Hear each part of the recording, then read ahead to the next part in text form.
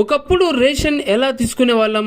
Ration షాప్కు వెళ్ళి మన దగ్గర ఉన్న రేషన్ కార్డుతో మాన్యువల్గా రాయించుకొని రేషన్ తీసుకునే వాళ్ళం. ఆ తర్వాత అందుబాటులోకి వచ్చిన ఈ పాస్ యంత్రాలతోటి ఫింగర్ ప్రింట్ లేదా ఐరిస్ స్కాన్ ద్వారా ఇప్పుడు రేషన్ తీసుకుంటున్నాం. అయితే ఈ యంత్రాల్లో నెట్వర్క్ సమస్యల కారణంగా పబ్లిక్ చాలా ఇబ్బందులు ఎదుర్కొంటున్నట్టు గ్రహించిన ప్రభుత్వం రేషన్ సేకరణ విధానాన్ని మరింత సులభతరం చేసేందుకు కొత్త టెక్నాలజీని అందుబాటులోకి తెచ్చింది. అదే ఫేస్ అథెంటికేషన్.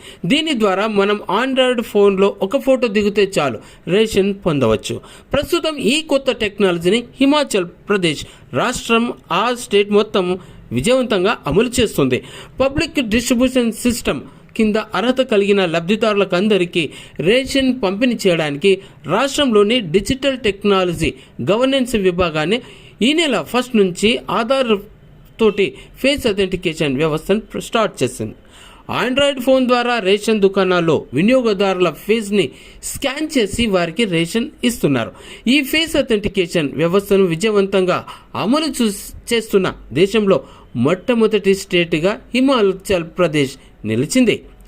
అయితే ఈ హిమాచల్ ప్రదేశ్లోని ఇప్పటి వరకు అన్ని రాష్ట్రాల్లాగా ఈ పాస్ యంత్రం ద్వారానే రేషన్ పంపిణీ ప్రక్రియ కొనసాగేది. కానీ ఈ యంత్రాల్లో నెట్వర్క్ సమస్యల కారణంగా ప్రజలు గంటల తరబడి నిలబడడం వచ్చింది. అందుకే ప్రత్యామ్నాయం ఇది కొనసాగిస్తున్నారు.